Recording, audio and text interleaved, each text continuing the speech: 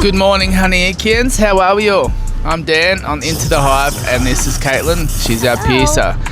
And today we're going through some questions and answers that she gets asked a fair bit. So the first one is, do piercings hurt? My favourite question. I can't believe people still ask this.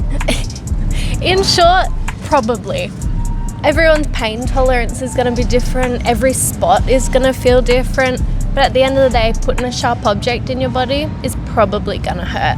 What do you think's the most painful? For me, I don't go well with the cartilage piercings, but for most people, nipples. Yeah, I could imagine that. It's up there. What metal is best for healing piercings? Best is going to be an implant grade titanium. Our body just accepts that the best, or a 14 or 18 karat solid gold. They're a really high quality metal that our body will heal to really quickly, but they are a little bit more pricey, so most people will go with a titanium option. What's the price range on the gold? Like, I know it varies, but... If you're looking at a gold piece, you're looking at even just a simple bead anywhere upwards of $100. Yeah. But it's kind of worth pricey, it. but yeah, lasts forever. The nose rings I have right now, they are 14 karat gold. They don't stink when I twist them. They haven't changed color. The clasps are really good. 100% worth the investment. Yeah. And how do I clean my piercing? It's going to vary slightly, whether it's an oral piercing, body piercing, ear piercing, but a saline solution, usually just morning and night. I like to spray my nail med on a Q-tip and just gently wipe around that piercing site. Oral piercings, you might be doing a mouth rinse here and there just to make sure there's no like food build-up on there. But a saline just with solution. Like Colgate mouthwash type thing? Yeah. Alcohol-free mouthwash always, so you're not burning them because it will sting. Okay, so alcohol-free. Alcohol-free mouthwash. All right, so what should I do to avoid... Hang on, wait up. What should I avoid during the healing... Sorry guys, hang on 1 second, I'm going again. Speech. Oh my God. What should I avoid during the healing period?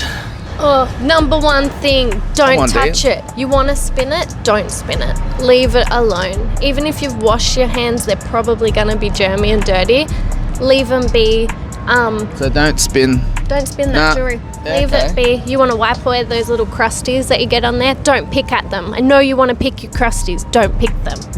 Don't do that. And don't sleep on them, especially cartilage piercings. It's not just a pain thing. I get a lot of the time, oh, but it doesn't hurt anymore. You're going to change those angles. If you're squishing that healing piercing, it's going to slowly drift down to the way you've been laying on it. You're going to end up with a real crooked piercing. Yeah, righto. Yeah. My piercing has a bump. What is it? There is so many different bumps. The one that most people think, oh my God, it's a keloid. Keloid scarring is actually pretty rare. A lot of the time it's going to look like a little pimple and it's an irritation bump. The only way to get rid of it is to find out what's actually causing it. It can be movement in the jewelry, a little bit of gunk stuck under that jewelry, but there's almost always a way to get rid of them. Yeah, and the other one would be like if they had flesh tunnels, and took them out. They can get a little bit, that's a little nasty. Yeah, I got one of them ones. Oof. How do I sleep with a new piercing? Standing up, eh? Standing up, like a corpse. You wanna? Like Dracula. I always recommend picking a side. If you're doing big ear curations, let's do one ear at a time. Because if we want to deck out your left ear, you're gonna still have the right side to sleep on. If you're healing both sides, you're going to want to sleep on your back if you don't already, or with a travel pillow. You can kind of get that little nook, put your ear in it, and it keeps it safe from being squashed. Yep. Can I get multiple piercings at once? In short, yes. Long answer, it really depends what it is. If you're just wanting a couple lobe piercings, absolutely. But there's some really, advanced healing piercings, industrials, stuff like that. You're really not going to want to go too many at once. So I usually cap at 3 at a time, really depending what they are though. If they're a long, hard healer, let's just do 1 or 2. Give your body a time and chance to actually heal them. Yep. And what's the difference between piercing with guns and needles? So piercing with guns is just jamming an earring through. Doesn't matter what body part it is, it's just a pointy little earring and it's blunt force trauma. So if you're going in the cartilage with there, you're going to shatter that cartilage. It's going to cause a lot of damage to the tissue. Needles are always single use, so they can't be used on multiple people. They're always going to be sterile and they're sharp. They're meant for piercing tissue. So it's going to go in nice and clean. You're going to transfer that jewelry through, and as scary as a needle sounds, it's so much less painful than a gun. Yeah.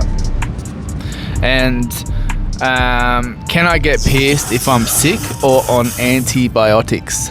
No. You can't. So you definitely want to, if you're sick, especially head colds at the moment, you go in and get a nose piercing and you've got a cold, you're going to be snotting all over that thing.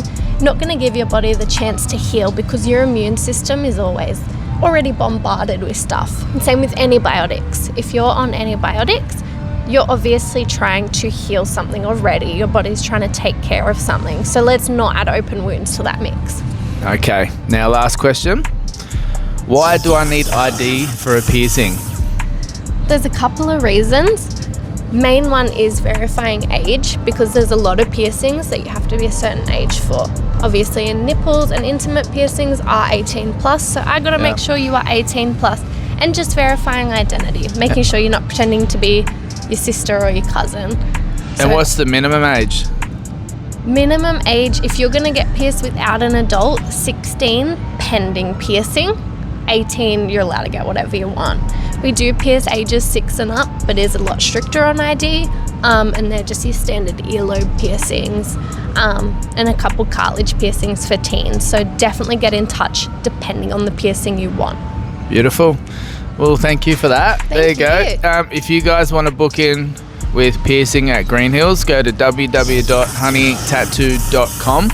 Okay, and you can choose Caitlin, and she'll do the job. She knows what she's doing. Also have Shana, who's in on Saturday, Sundays. So she's here. Caitlin's here most of the time. I live here. She lives here. There's a bed out the back for her. But anyway, if you want to book in with her, go check it out, and we'll see you soon.